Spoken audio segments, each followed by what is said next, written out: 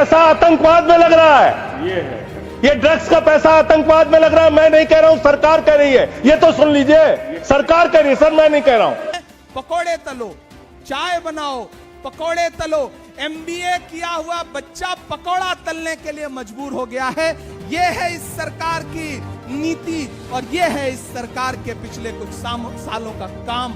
क्या देश की युवा पीढ़ी को खोखला कर देने वाली ड्रग्स का सीधा कनेक्शन आतंकवाद से है? जी हाँ, राज्यसभा के भीतर से एक ऐसी खबर आई है जिसने सत्ता की गलियारों पे हड़कंप मचा दिया है। आम आदमी पार्टी के दिग्गज नेता संजय सिंह ने संसद के पटल पे खड़े होकर एक ऐसा बम फोड़ा जिसकी गूंज पूरे देश में सुनाई दे रही है। उन्होंने सरकारों के दस्तावेज को लहराते हुए दावा किया, पिछले कुछ सालों से अडानी के मुद्रा पोर्ट से 260 करोड़, 150 करोड़ और यहाँ तक कि 21,000 करोड़ की ड्रग्स भारी खेत पकड़ी गई है। आइए सुनिए संजय सिंह का ये भारी बयान। पाकिस्तान में आतंकवाद बढ़ कैसे रहा है, सोर्स पहले ही बता देता हूं। क्वेश्चन नंबर 2802 लोकसभा, इस क्वेश्चन में पूछा गया गृह मंत्रालय से कि हिंदुस्तान में कितने ड्रग्स पिछले 5 साल में पकड़े गए। इसका तो क्या संबंध है इस चर्चा से? सर अब आप इसको भी नहीं मानेंगे, सर अब आप इसको भी नहीं मानेंगे। इस चर्चा से मतलब ये जो ऑथेंटिक डॉक्यूमेंट है इसको भी आप मानेंगे नहीं? डॉक्यूमेंट का नहीं है, जिस विषय पर तो मुझे आप ऑपरेशन कंटिन्यू सिंदूर पर चर्चा मैं समझा रहा हूं सर, संबंध नहीं है। सर ये ड्रग्स का पैसा आतंकवाद में लग रहा है। ये ड्रग्स का पैसा आतंकवाद में लग रहा है। मैं नहीं कह रहा हूं, सरकार कह रही है। ये तो सुन लीजिए, सरकार कह रही है सर, मैं नहीं कह रहा हूं।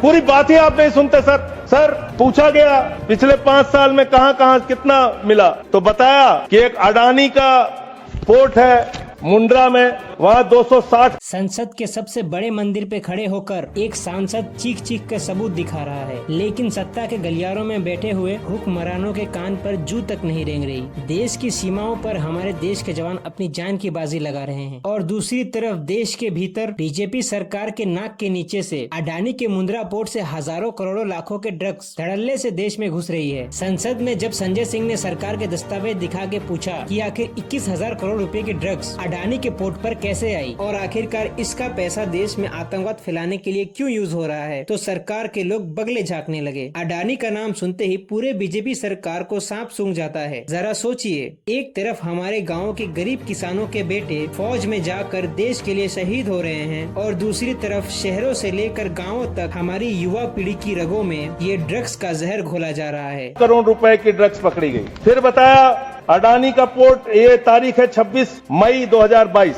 फिर एक अडानी के पोर्ट पे ही 11/7 बता रहा हूं संबंध भैया, अगर नहीं संबंध बताऊंगा तो मुझे मेरी राज्यसभा से सदस्यता खत्म कर देना।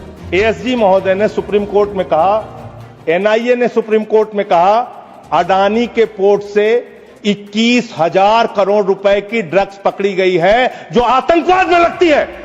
ये है सर, ये सारा पेपर मैं आपको दे रहा हूं।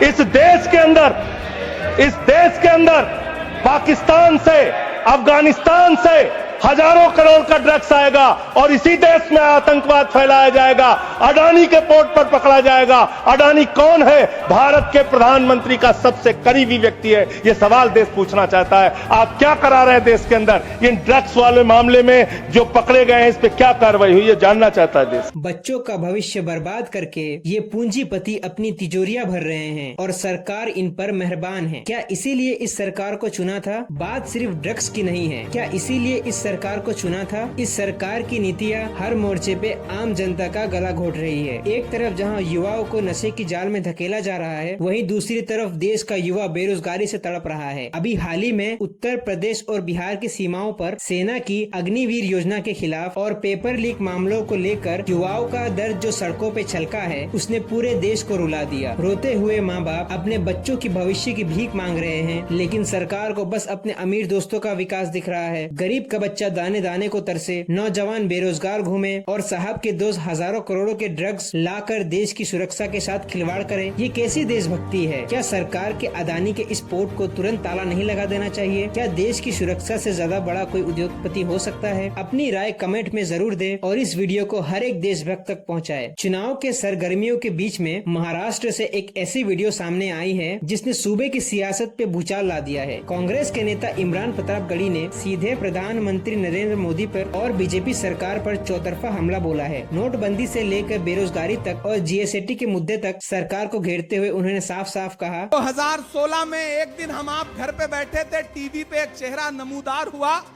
और उन्होंने कहा, भाइयों बहनों आज से सारे नोट रद्दी, नोटबंदी की लात पड़ी।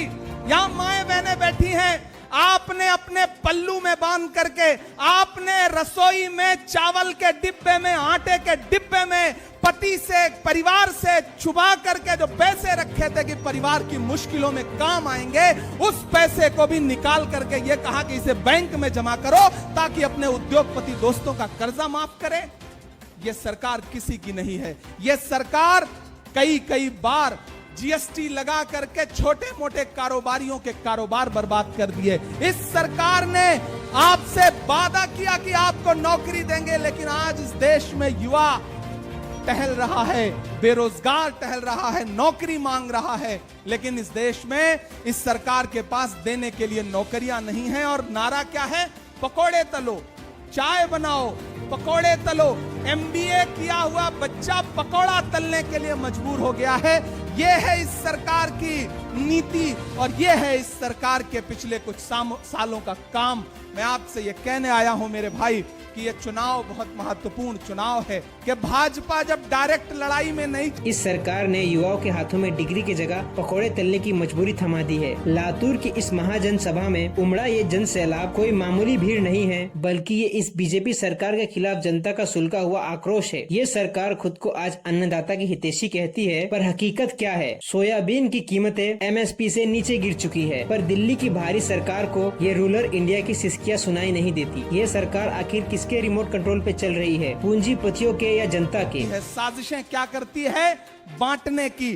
ढूंढ करके अपक्ष के प्रत्याशी खड़े कर दो, कैंडिडेट खड़े कर दो, डमी कैंडिडेट खड़े कर दो, उनको पैसा दो ताकि वोट बंट सके।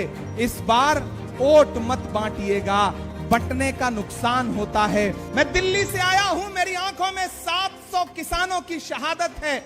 दिल्ली के बॉर्डर पर बैठे हुए 700 किसान अपना अधिकार मांगते हुए शहीद हो गए, लेकिन दिल्ली में बैठे हुए हाकिम के कान पर जूं नहीं रहेंगी। कीमत तो बहुत बढ़ गई शहरों में धान की, लेकिन विदा न हो सकी बेटी किसान की। मौका मिला तो लोगों ने कुर्सी के वास्ते तस्वीर ही बिगाड़ दी हिंदुस्तान की। ये लातूर है, यहां सोयाबीन के किसान बैठे हुए हैं, वो अपना अधिकार मांग रहे हैं। सोयाबीन का दाम एमएसपी के भी नीचे चला गया है और ये किसान कहते हैं कि हमें हमारा अधिकार दीजिए। जब यहां मौजूद सरकार से आप अपना अधिकार मांगते हैं तो कहते हैं कि दिल्ली से मांगिए, दिल्ली वालों के सामने मांगिए तो वो टालमटोल करते हैं। ये सरकार न किसानों की है, न नौजवानों की है, न महिलाओं की है, न बुजुर्गों की है। इस सरकार में जो भ्रष्टाचार महाराष्ट्र ने देखा है, शायद अतीत में महाराष्ट्र ने कभी इतना भ्रष्टाचार नहीं देखा होगा। जिस देश का नौजवान रात दिन एक करके अपनी आंखों में सुनहरे सपने लेके पढ़ाई करता है, उसे ये सरकार पकोड़े तलने और चाय बेचने की सलाह दे रही है। क्या इसी अच्छे दिन का वादा किया गया था? आज देश का किसान और नौजवान, क्या देश का किसान और नौजवान वाकई ठगा गया है? अपनी राय कमेंट बॉक्स में जरूर दीजिए। क्या इस बार जनता इस नाइंसाफी का हिसाब लेगी? और हाँ, आप ये खबर कहाँ से देख रहे हैं ये कमेंट बॉक्स में जरूर बताया करें।